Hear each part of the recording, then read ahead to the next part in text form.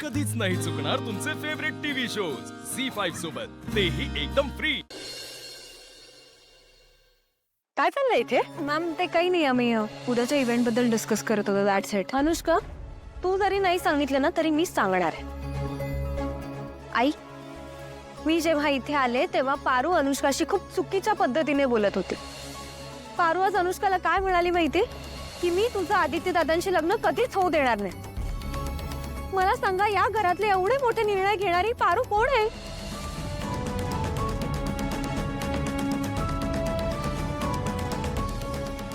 गुम है वो कि मुद्दतें बीत गई, जमाना गुजर गया हमारी याद आते आते.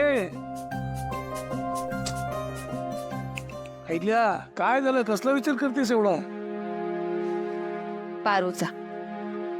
पारूच अरे मला तिच्या वागण्याचा ना संदर्भच लागत नाही. म्हणजे हरीश आलाय, तिचं लग्न ठरलंय बरोबर.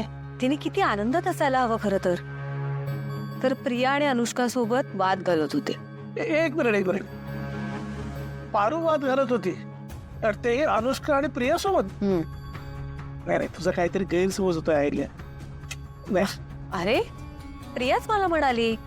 प्रियाने जेव्हा बघितलं तेव्हा पारू ऑलरेडी वाद घालत होती अनुष्काशी, आणि अनुष्काने तिला शांत करून सुद्धा पारू शांत झाली नाही. एक मिनिट, म्हणजे कळलं मला. म्हणजे प्रियाने बघायच्या आधीपासून पारू आणि अनुष्कामध्ये वाद चालू होता. पण या वादाचा विषय काय होता, काय चर्चा चालू होती त्यांच्यात, हे तुला काय आणि प्रियाला काय, दोघींनाही माहितच नाही ना? बरोबर आहे, पण प्रिया तक्रार करते त्यात काहीतरी तथ्य असेल. नाही, मी तो वाद फार वाढवला नाही आणि पारूला अनुष्काची माफी मागायला सांगितलं आणि विषय संपवला. पारूवरती अन्याय होतोय असं नाही वाटत आहे का तुला? म्हणजे तू तिची बाजू ऐकूनच नाही घेतलीस ना? नेमका वाद कशाला होता हे तरी लक्षात घ्यायचं होतंस ना ग? हो, पण मी विचारलं पारूला तर तिने स्वतःची बाजूच नाही मांडली आणि अनुष्का सुद्धा तिलाच चावरून घेत होती. पण मला तुझं म्हणणं पटलंय. मी बोलते पारूशी की असं काय झालं, किंवा अनुष्का असं काय म्हणाली की ज्याने पारूचा इतका संताप झाला. गुड.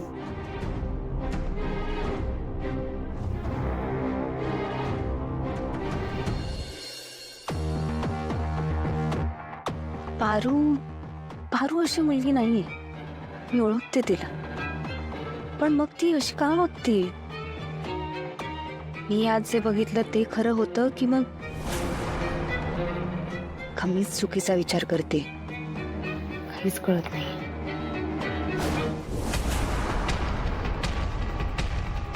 प्रिया, अनुष्का, अगं तू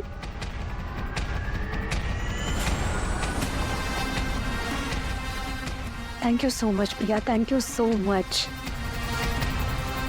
तू फक्त माझी लहान जाऊ नाही, माझी लहान बहीण, माझी मैत्रीण आहेस. तू आज माझ्या बाजूने ठामपणे उभी राहिलीस.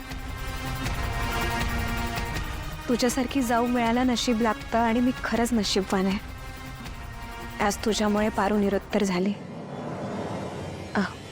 अनुष्का, मी तुला एक गोष्ट विचारली तर मला खरं खरं सांगशील? काय?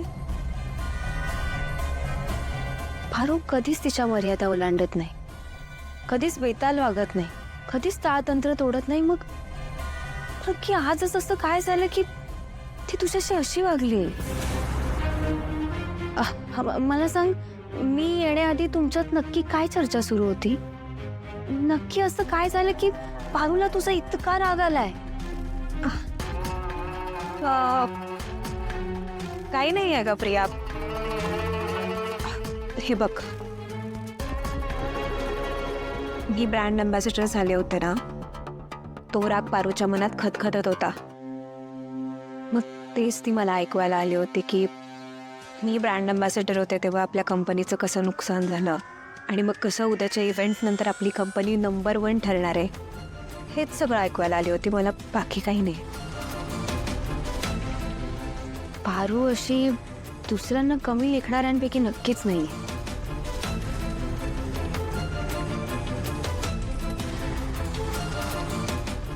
मला पण असंच वाटत होतं का, पण पैसा, पद तू माणसाच्या भावना बदलायला लावतात, स्वभाव बदलायला लावतात.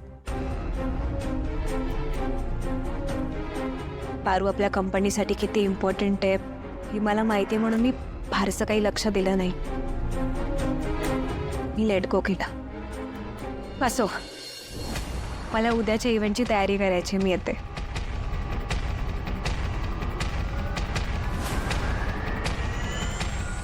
प्रिया, जाता जाता एक विचारू? हो बोल ना.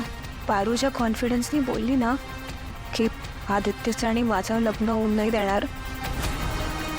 मला खरंच असं वाटतंय की आमचं लग्न नाही होऊन देणार. का अगं तू असा विचार मी येते.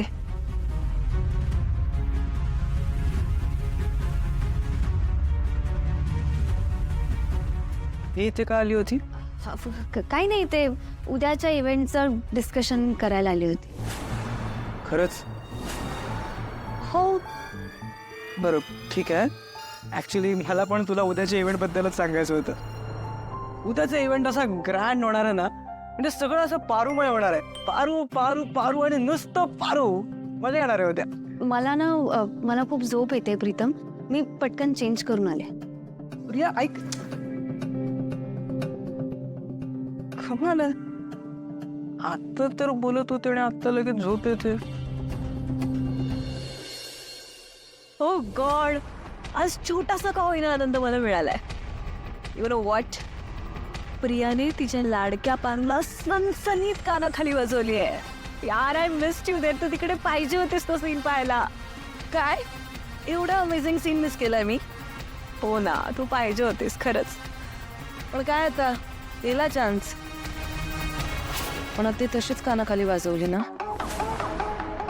तशी त्या पारूने माझ्या वाजवली होती.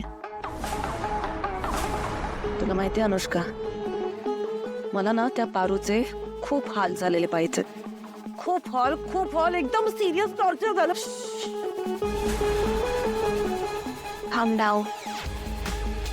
आणि हे बघ, आपला फोकस पारू नाही अहिल्या असली पाहिजे. ओके, त्याची अरेंजमेंट पण केली आहे मी असं काहीतरी अरेंज केलंय जे कधी कोणी इमॅजिन पण केलं नसेल.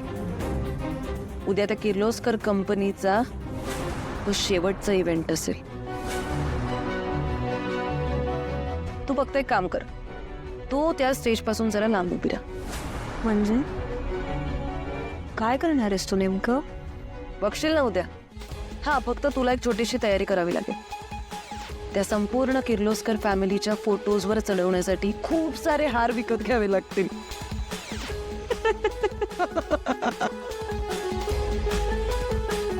डन.